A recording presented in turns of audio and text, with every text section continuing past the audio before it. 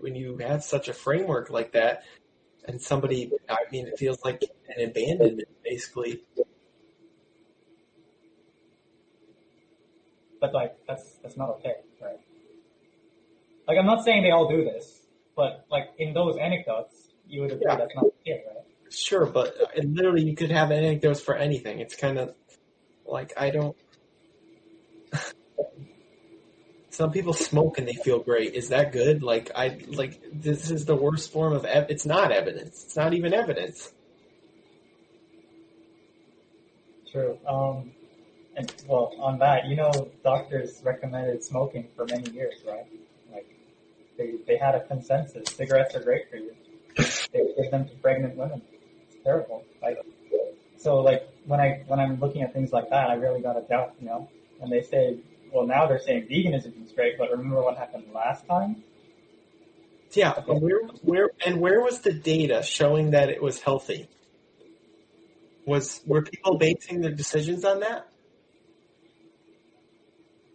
It was the doctor's consensus. Maybe there was. I would say that's not high quality data.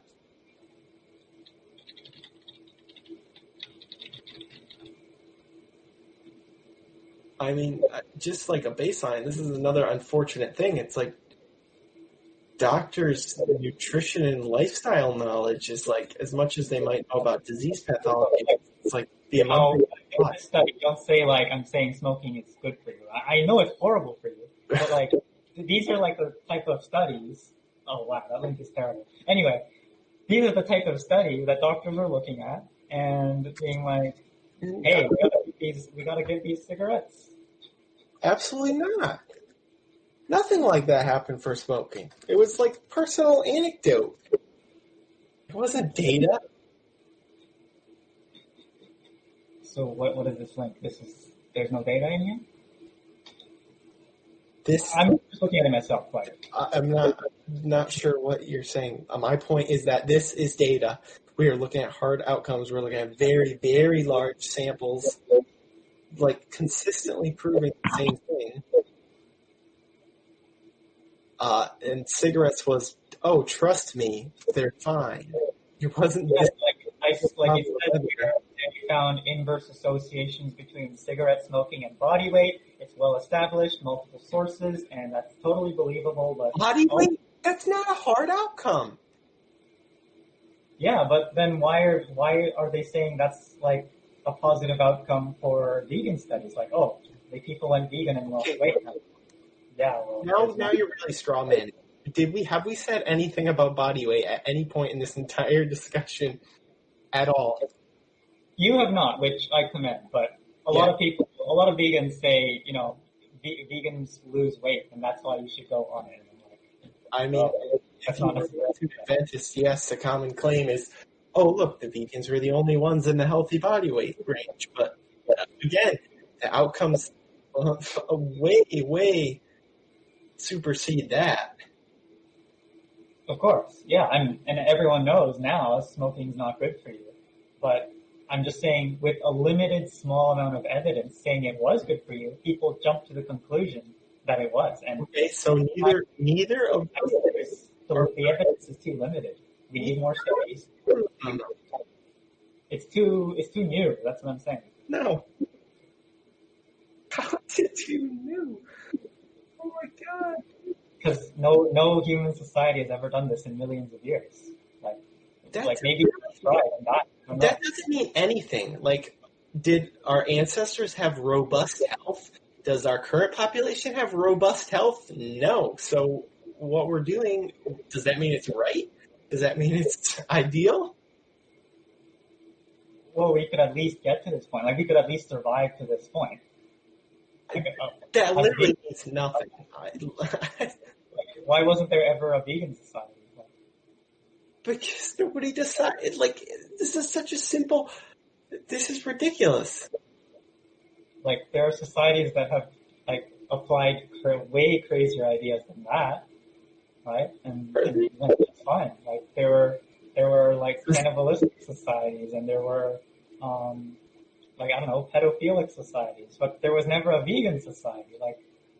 Like I'm not saying that's a hard proof of anything, I'm just saying. It's literally a non-point. I don't know why you're even bringing it up. Like, it's not valuable to any sort of discussion.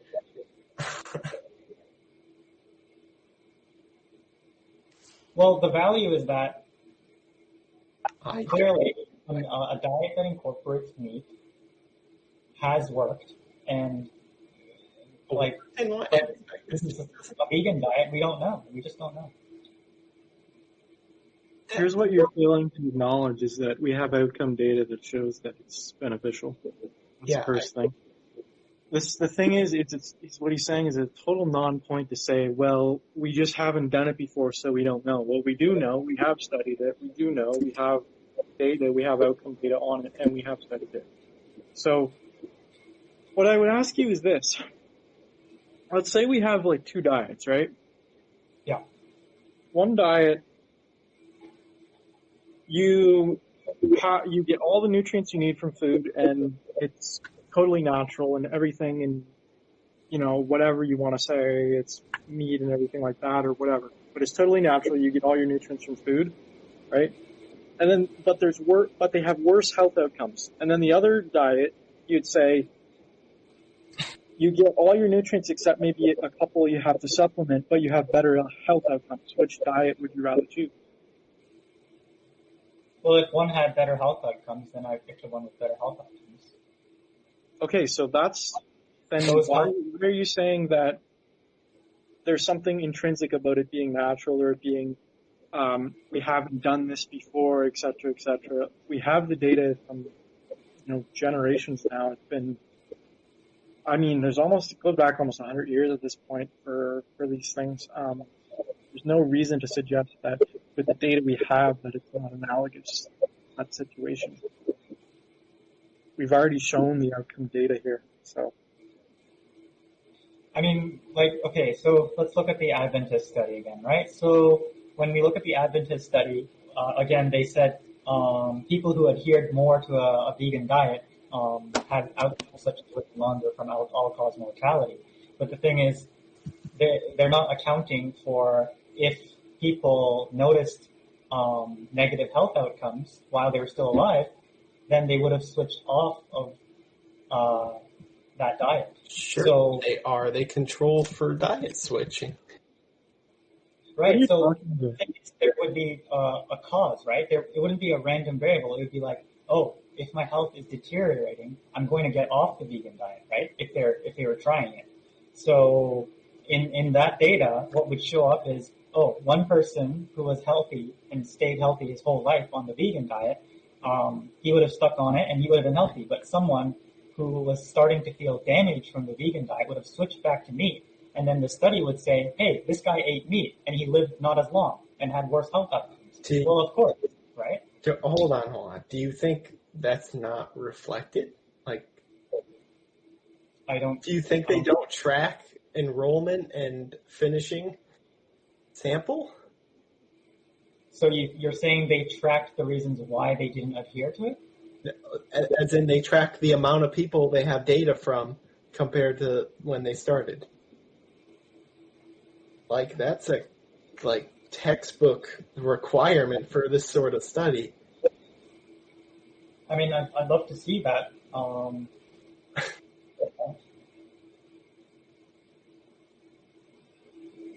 So what exactly are you trying to say? You're trying to say that they may have switched their diet? Well, I'm saying that people who, maybe let's say are genetically able to be healthy on a vegan diet would, of course, show great health outcomes from being vegan, and as well as the fact that they're cutting out the refined carbs, things like that. But then people who genetically would be very unhealthy on a vegan diet would get all of these negative health effects, then maybe go back to eating refined carbs, McDonald's, things like that, and that's not going to show up well on a study. Well, it kind of does, because the Epic Oxford study had up, I think, 15 years or more of follow-up. They do control for diet switchers, and if you don't look at, if you include diet switchers in the data, the vegans and vegetarians actually don't do better. They only have better health when they stick with the diet, meaning that the diet switchers likely actually brought down the overall health outcomes. Yeah, and I can link what he's talking about here too. So Isn't that exactly what I said? So if someone stuck to the diet, then they would have been healthy.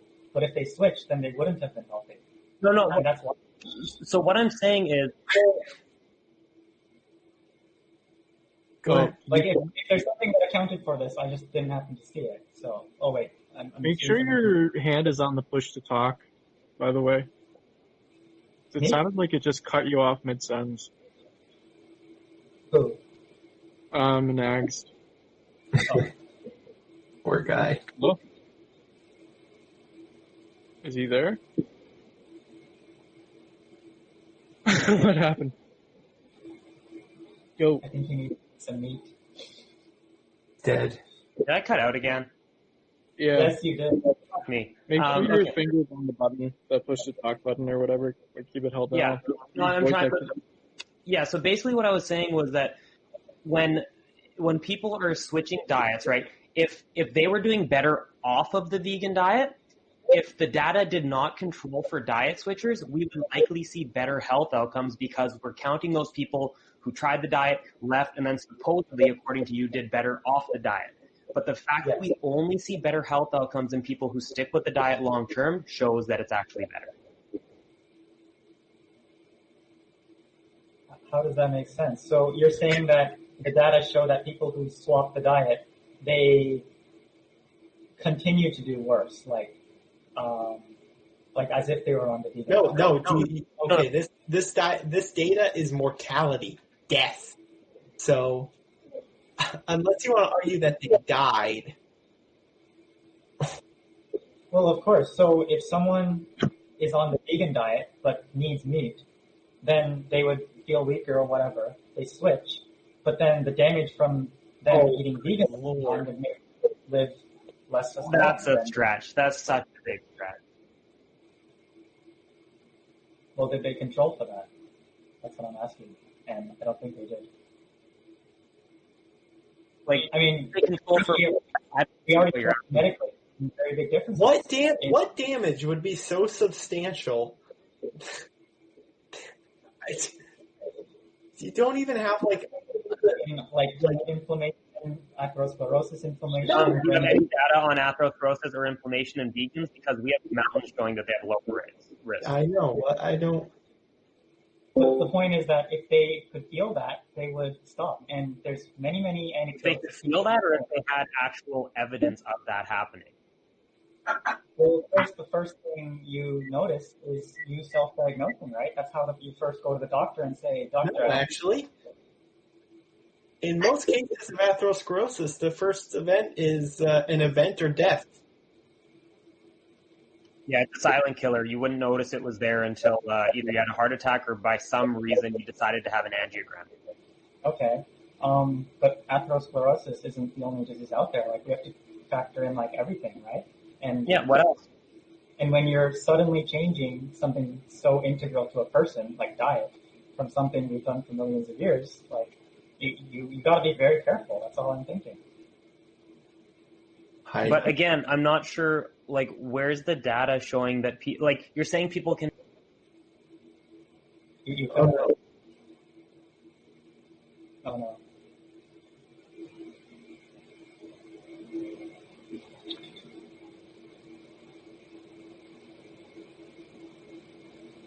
Earth to Emirates. What's he doing?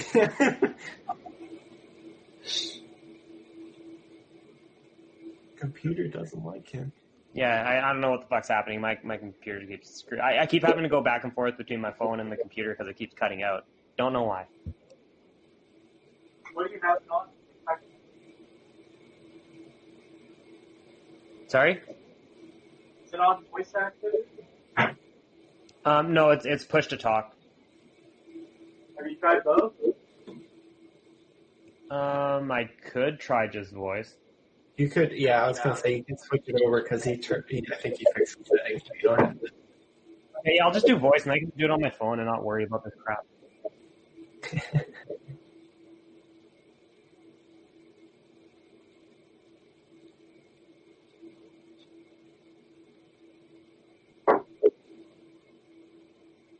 Okay, does that work? Yeah. Okay, cool. It's just on my phone now, so I don't have to worry